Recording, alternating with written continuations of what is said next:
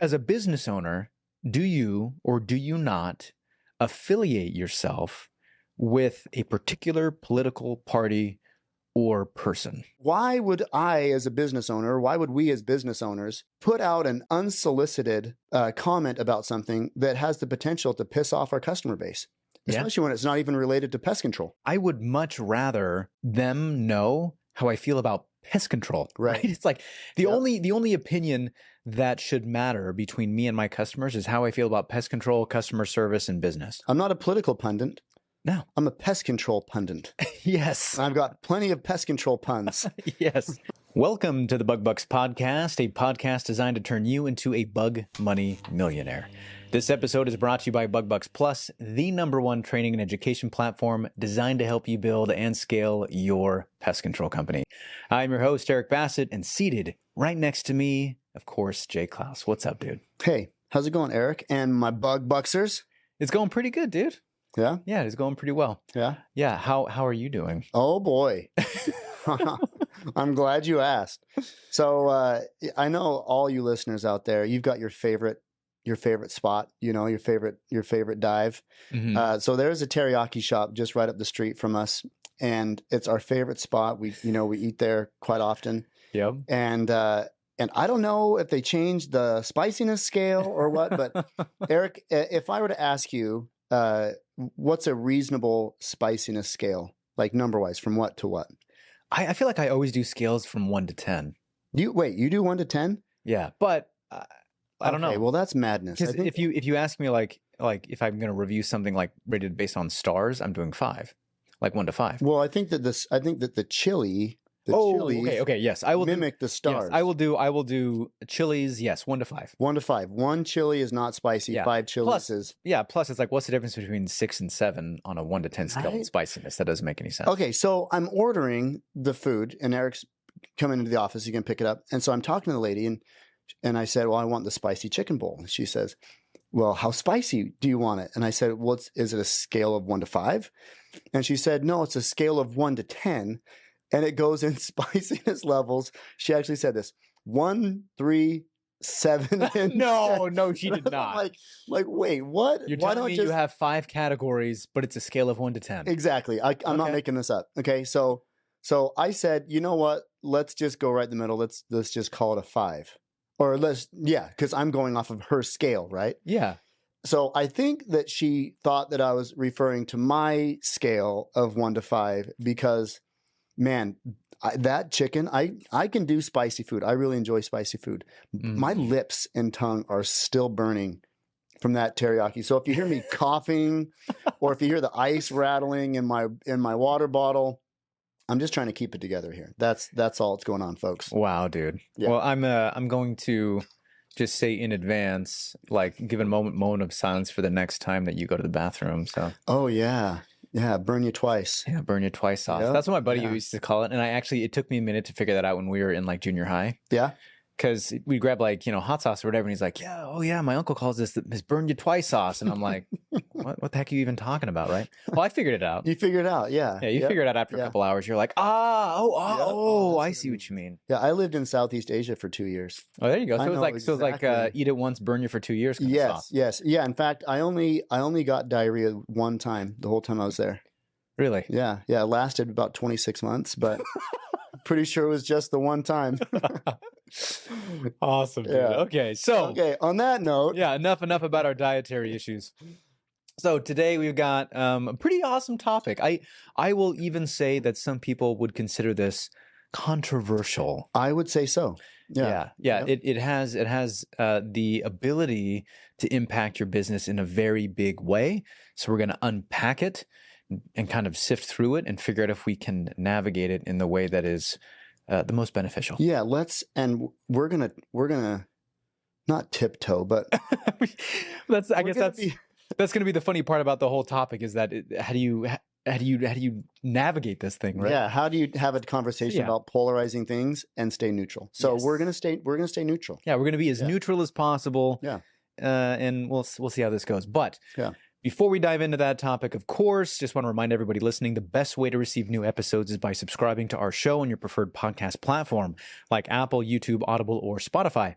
If you love the show, Please leave us a rating and a review. Make sure to check out our Facebook group, BugBucks Plus. That is BUGBUX Plus. We've got over 4,300 other pest control owners in that group waiting to connect with you and share their thoughts. It's also the best way for you to share your feedback on our show and have your questions highlighted and discussed here on the podcast. So make sure you find us on Facebook and join the group. All right. Wait, did you say subscribe to the podcast? Nope, I haven't yet. You should say it. Yeah, okay. Don't forget to subscribe. Yeah, there you go. I couldn't remember if you did. I wasn't paying attention. I just need to put a little spot in there where I look at you and you say it. Yeah. There we go. Yeah, I just do that finger click thing that you do. There you go. You got it. Yeah. All right. This topic. Okay, the topic. Okay, so we'll set the stage. You guys probably figured this out already. As a business owner, do you or do you not affiliate yourself with a particular political party or person? This is a hot topic. It is a hot topic. It's as of this recording, it's July 2024. Mm-hmm.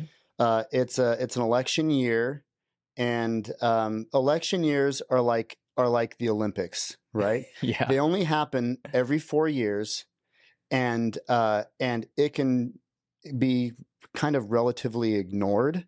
Mm-hmm. And then all of a sudden, everybody's interested in losing. Yes. Right. Yeah. Or whatever, Yep. So same thing with politics. There's some people can really not care. And then all of a sudden it's the election year and then everybody becomes an expert and everybody's got something to say. Yes. Yeah. Full of opinions. Right. And a lot of those opinions end up being kind of polarizing. Yeah. Right. Yep. And I don't want to get too far into the weeds here.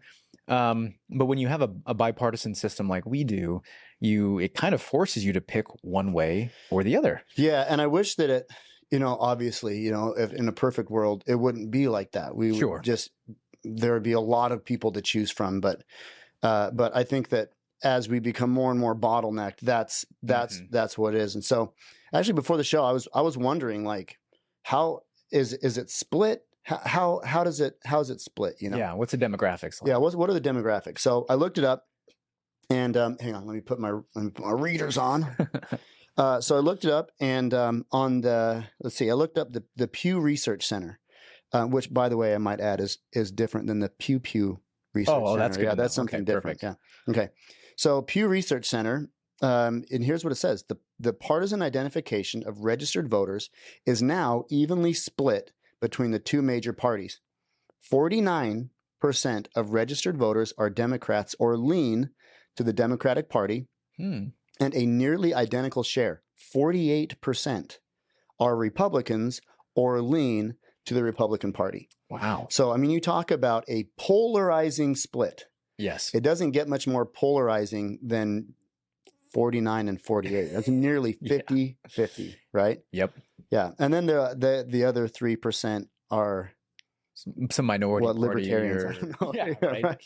Yep. Yeah. Don't bother me, I won't bother you. Yeah, exactly. Yeah. Yeah. Well, and as a business owner, I don't expect business owners not to have political affiliation. Right. It's like, hey, I know we're not robots. Exactly. Yeah.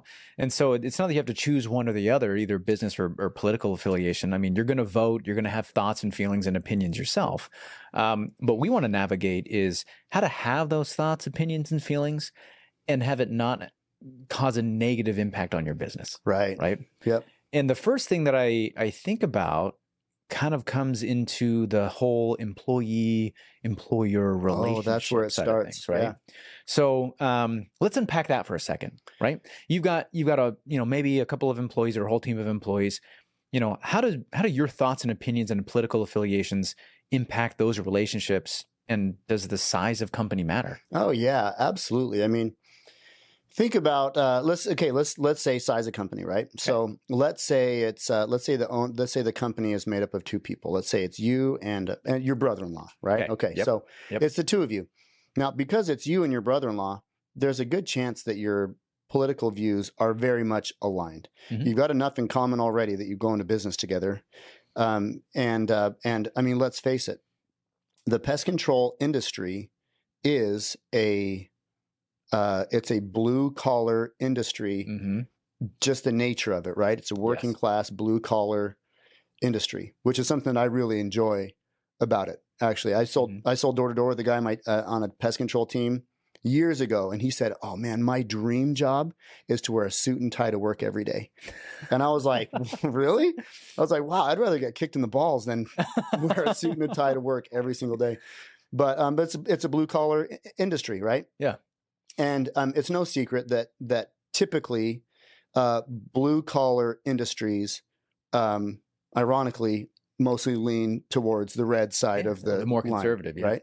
Maybe we should call it red collar industry. Oh, Yeah. You coin that term. Yeah, I'm not going to put it on my social media though. So if it's you and your brother-in-law, likely you share the same political ideas, Mhm. right? So there's not really going to be a huge polarizing effect there. You can both share what you think. You're open to have whatever conversations you want. Yep. But as your company grows, and as your employees, your staff grows, and you become less and less familiar with people's political alignments, just your staff members' Mhm. political alignments, the things that you say, if they have a potential to polarize the opinions of people on your staff, the more likely you are to put yourself at risk for litigation, not litigation, for lawsuits, discrimination cases, and that kind of thing. So for sure, the size of your company matters. Yeah. Yeah. And I mean, and if you think about it, if you have, let's say you have a team of employees, right? Mhm. Even 5 or 10 or whatever that is.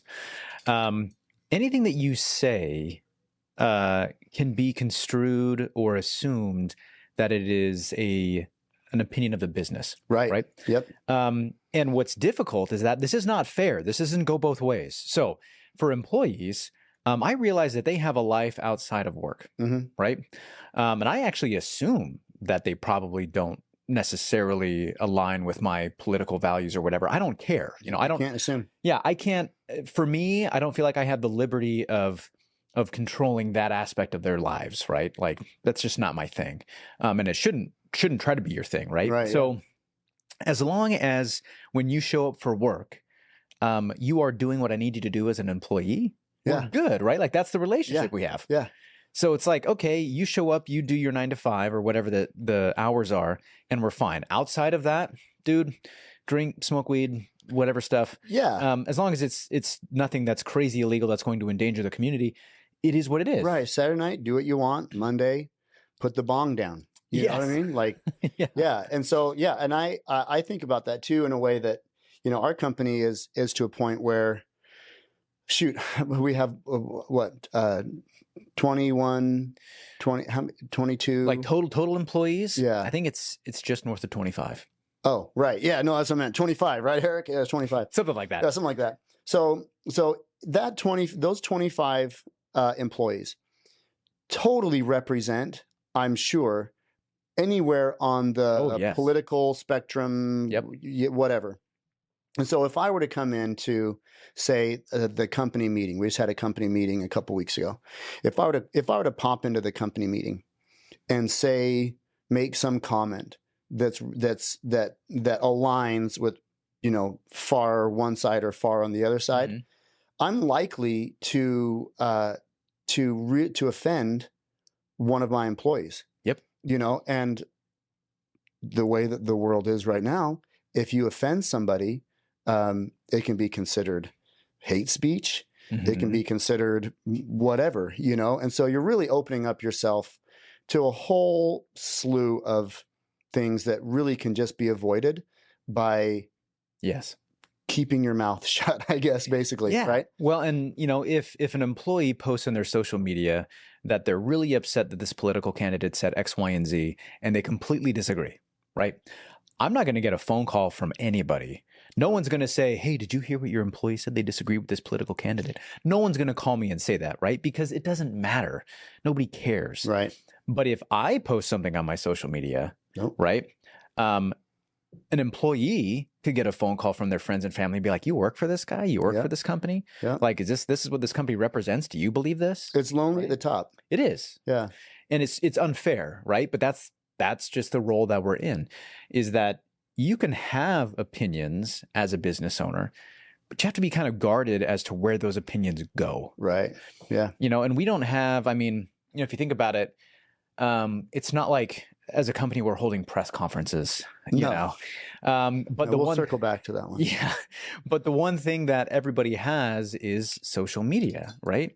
And if you think about it, as far as people getting canceled goes, Oh yeah. I feel like social media is the medium in which most people get canceled. Yeah, so let's go from, this is a good place to segue, I think, from the employee side of things. Let's start talking about our customer base. Yes, yeah. So we're looking at this Pew Research poll, or whatever it is, and let's just take our service area as an example, because I feel like our service area is kind of like a pretty interesting representation of this split. So our Natura is based.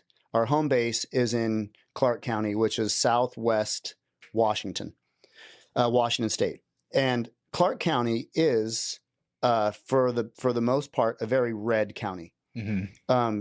Washington, really kind of the only real blue area in Washington is King County, like Seattle area. Yeah. Pretty much everywhere else in the state is pretty red, Yep.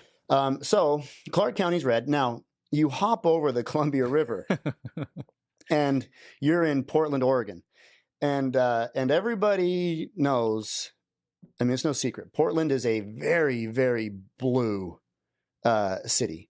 Yes. And then ironically also, I guess kind of you go up and down the I-5 corridor along the coast, and there's a lot of blue up and down the coast, but Portland is a very, very blue city. So let's say we post something on our company Instagram, right? Something that's polarizing, we're likely to piss off half of our customer base, right? I mean, if it goes to the extreme. And so why would I, as a business owner, why would we as business owners put out an unsolicited comment about something that has the potential to piss off our customer base, especially when it's not even related to pest control? Yeah, right. And even if it's not 50%, even if it's 20%, 25%, it's like I would much rather them know how I feel about pest control. Right. It's like the only opinion that should matter between me and my customers is how I feel about pest control, customer service, and business. I'm not a political pundit. No. I'm a pest control pundit. Yes. And I've got plenty of pest control puns. Yes. Exactly. If you care to hear them. Yeah. And and there's a bunch of examples of this in recently. I was listening to a podcast a couple days ago, Diary of a CEO. It's a great podcast, and he was interviewing Damon John. Shoot, is that the guy's name? Yeah, I think his name Damon John. Damon. Oh, John. Damon John with the D at the end. Yeah, Damon John. And so he's the creator of FUBU.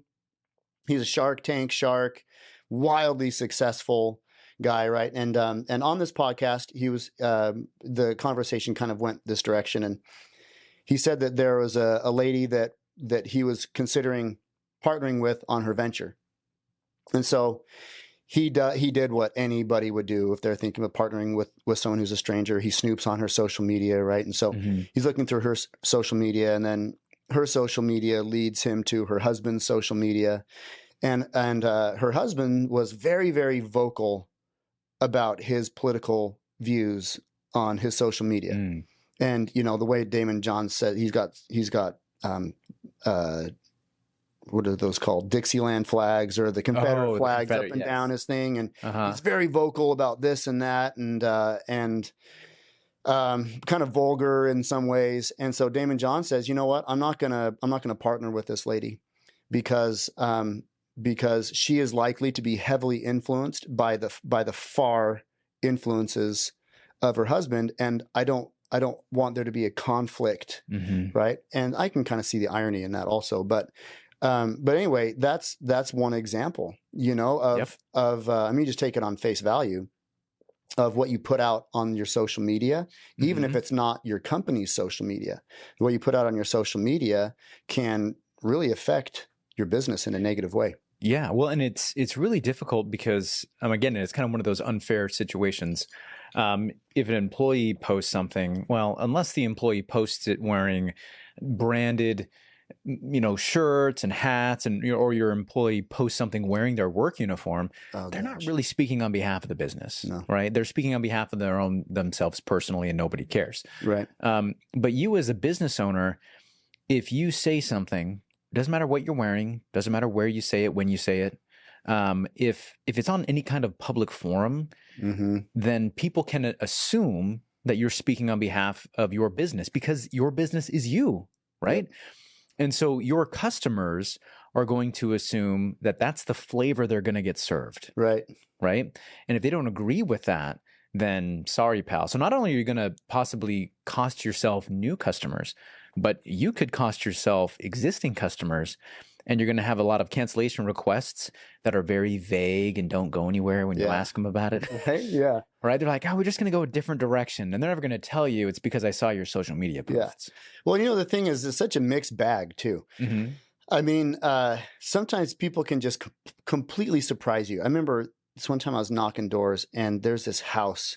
And this was in like a downtown area. I think maybe it was downtown Boise, or I can't remember. Anyway, downtown areas just typically lean very blue, right? I don't know why. It's just metropolitan. Yeah, it's kind of how it works.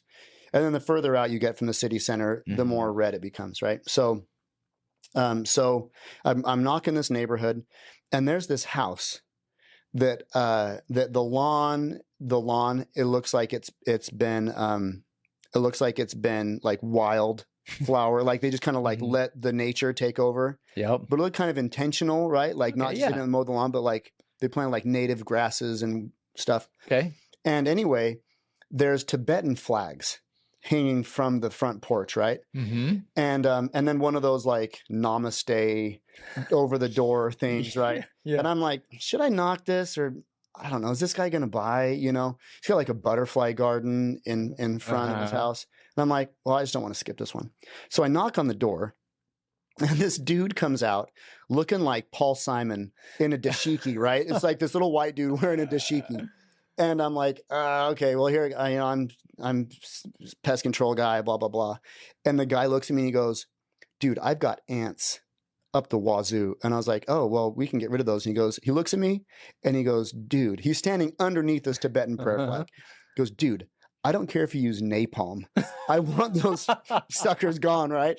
And I'm sitting there going, what kind of parallel universe am I living in? This is wild. Where this Paul Simon lookalike with Tibetan prayer flags wants me to use napalm to get rid of his ants. I don't care what you use. Make sure that you kill him dead. Yeah, right? So, I mean, that's just the thing, is that you never know. You never know. You can see one person and assume that they think one thing, but they think something completely different. Yep. So, I mean, the best policy is just just don't say it, Yeah. Well, and, I feel like anything that you do and say, like once you get to a certain point in business, you just have to realize that you are building like your personal brand and your professional brand for a while are intermingled. Oh, yeah. Right? Yep. So anything you say and do is assumed one way or another. That's how you are professionally and personally. And we've talked about this a lot before, from a marketing perspective. In your business, you want to be as intentional as possible, right? The way that your brand is viewed, the way that things you say are interpreted, the wording on your website, the photos that you have, every social media post that you've got, everything is very intentional, and it's designed to help you build and grow and scale your company, right?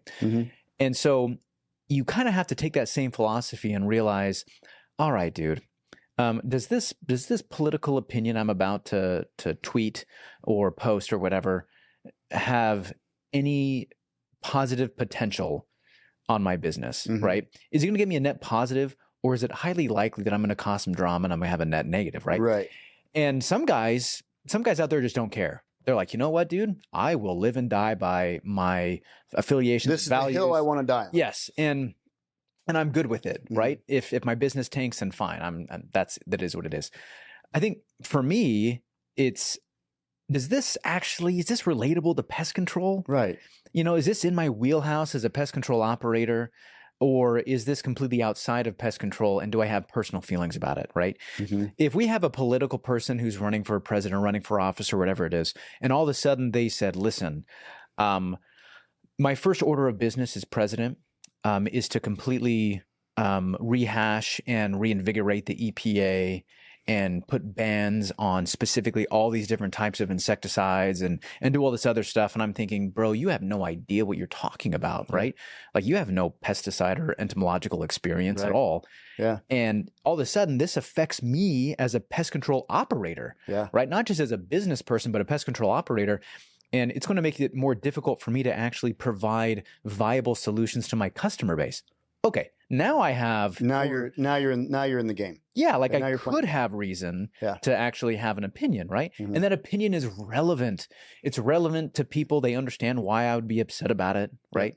But other than that, like, there's so many. Like, there's a handful of. I mean, just in recent history, just recently, there's a whole bunch of examples of that, right? I mean, there's the Chick-fil-A thing a few years ago. Yep. Yeah. Well, and for Chick-fil-A, the one thing that helps Chick-fil-A in this situation, and you can tell that I'm a fan here. My order is either the spicy deluxe. Oh, that's a good one. The spicy deluxe is classic. When I'm not feeling spicy, I do the chicken deluxe. Yeah. Mm-hmm. Very, very good. Yeah. They have really good chicken sandwiches, and they have a really good service. Like, I will say that the values in the customer service department for Chick-fil-A are very good. Well, they bring the Southern politeness. They do. To the restaurant. Yes, right? World. Yeah. And so that was really good. But there was a time when Chick-fil-A thought that they needed to affiliate themselves one way or another on political issues. And they did polarize their customer base, right? And some people would look at that and they'd say, well, you know what? Chick-fil-A is better off because now that they have all these supporters and promoters that are more personally connected to them. Maybe that's true. Yeah. Right? Maybe we might not ever know. Even if their sales go up, I can't necessarily say that that's exactly why they did it, right? Yeah. But man, is it risky? Yeah, it's a huge risk, and it doesn't always teeter in the business's favor. So the other one that I looked up, this is crazy, dude. Okay, so remember, was this last summer or the summer before, the Bud Light?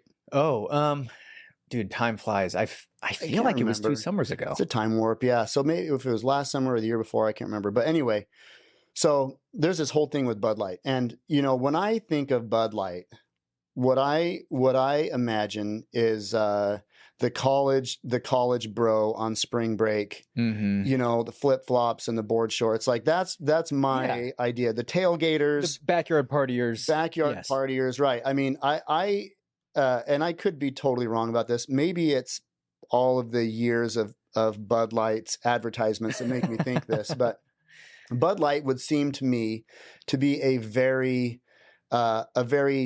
red leaning brand, right? I mean, if I'm wrong about that, I don't drink beer, I don't know anything about it. So, but that's the appearance, I would think. Okay. So anyway, however long ago it was, a year or so ago, Bud Light starts working with a transgender influencer.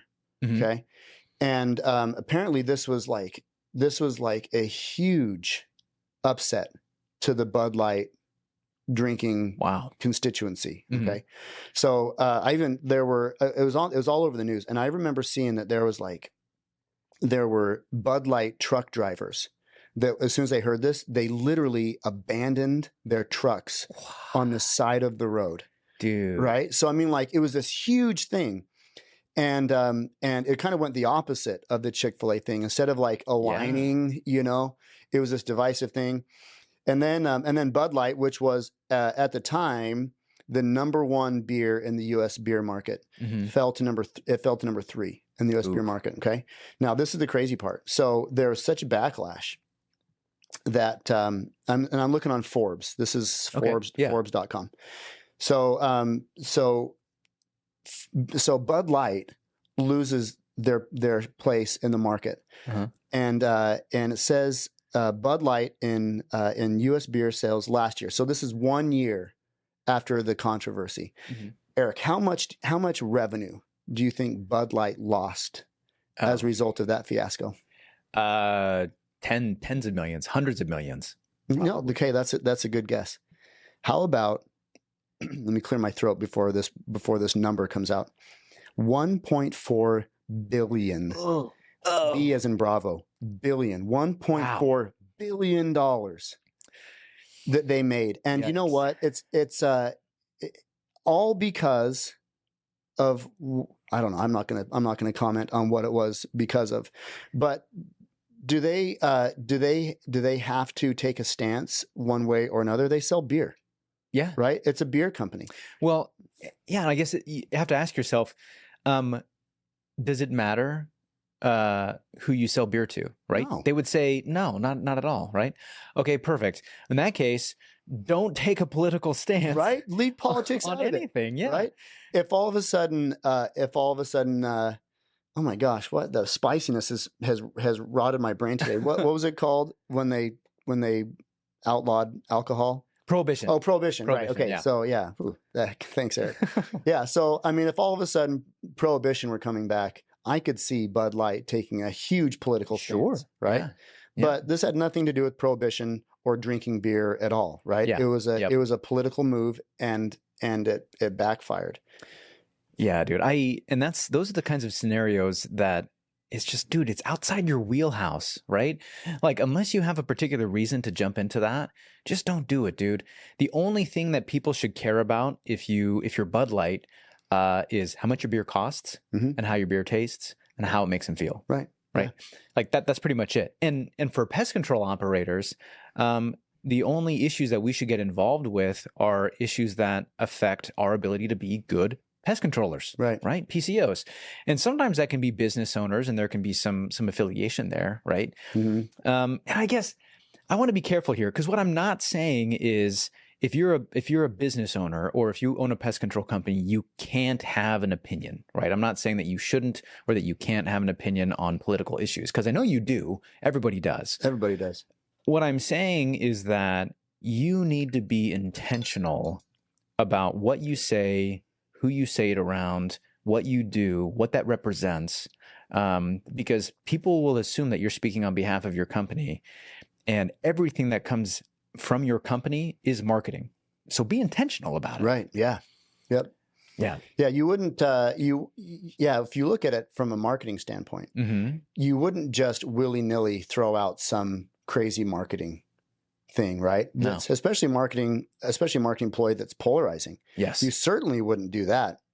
And sometimes the cost of having to backpedal is big, right? Yes. So I mean, earlier this week, there's the whole Tenacious D thing. And I'm sure that by now you know about the Tenacious D thing. If you don't know who Tenacious D is, Jack Black, Kyle Gass, and that's where Jack Black got his start. Really was Tenacious D, and they've been a power duo for what years, 35 years, 3.5 decades or something like that. So they're on tour in Australia, and it's KG's birthday, and Jack Black brings KG a birthday cake and says, "Make a wish," and KG makes some comment about another recent news event, with President Trump or not President, but Trump and the assassination attempt. And so, so Jack Black immediately says, "Oh, we've got, KG made this comment, and we've got to cancel the rest of our tour because of this comment," right? And I'm sure that it was Tenacious D's PR person that was like, "Dude, you should never have said that. You've got to save face. And you've got to save face. And in order to do that, you've got to take the hit and you've got to cancel the rest of your tour and got to refund the tickets and all that stuff." Yep. So, I mean, Tenacious D is huge.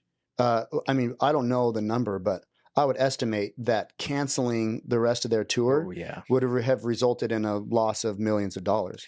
Yeah. Right. Well, and it sucks that you have to lose that amount of money to stop the bleeding, right? To like stop the hemorrhaging. Yeah. Because once you have a PR nightmare, that's a problem you're not in control of anymore. Right. Whoever wants to take that story and turn it into their own narrative and put it out there for the whole world to see, that's their prerogative. Right. And so all of a sudden, like for those guys, it's not just the money, but like, dude, if you ever listen to Tenacious D, you realize that those dudes are just passionate about music. Right.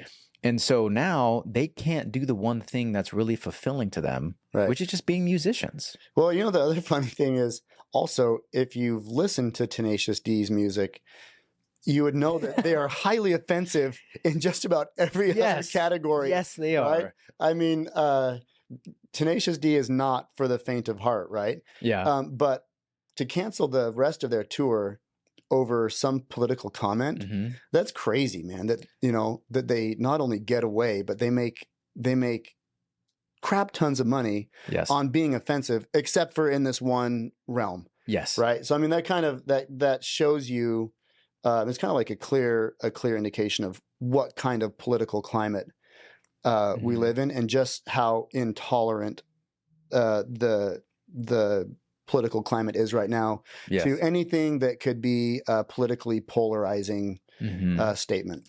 Yeah. And, you know, I wish in a perfect world, we could all just live and listen and have different opinions and hear about it and not care one way or another, right? Oh, that's no big deal. You're a business owner. You have this opinion. Well, that's fine. I know that opinion doesn't color the way that you operate your business.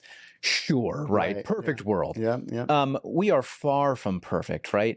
And during a political election year, we are maybe the furthest away from perfect. Oh yeah, no. that we can be. Yeah. Lots of assumptions, right? Lots of feelings about opinions. So, I mean, you know, at the end of the day, we can kind of sum it up with this: is it's okay to have opinions, right? You're going to go out, you're going to vote, you should vote, right? It's okay to have discussions and conversations, and maybe depending on the relationship you have with your staff, or maybe a potential customer or existing customer or two, you can have those open conversations. Yeah. You probably shouldn't make public announcements or public posts or tweets, etc., that are polarizing, right? Because it's an intentional move. People are going to see it as an intentional move by you and your business. And so you have to make sure that you're being intentional about what you say. Right. Yep. 100%. So dude, this was a good topic. Yeah, I hope so. I hope we're going to get We hope we didn't polarize anybody without doing this. Yeah, they're like, sorry, the BugBucks platform, that was way too controversial. You guys can't, you're no longer allowed to talk about anything like that. Yeah, Spotify is going to kick us off. Yeah, that's what's going to happen. Yeah. Okay, well, everybody out there, as always, we appreciate you guys listening in. And if you have a coworker or a manager or an owner who could benefit from listening to this episode, the best way to say thank you to us is to share this episode with them. If you haven't joined the Facebook group yet, go find the group and join. It's BugBucks Plus. Lots of information and great connections there. And if you have a topic you want discussed on the show, drop it in the group. As always, this episode is brought to you by BugBucks Plus, the #1 training and education platform designed to help you build and scale your pest control company. Visit bugbucksplus.com to sign up and start building today. And don't forget to subscribe. Thanks again for listening in. And until next time, keep building those pest control companies. You're listening to the BugBucks Podcast, hosted by Eric Bassett and Jake Claus.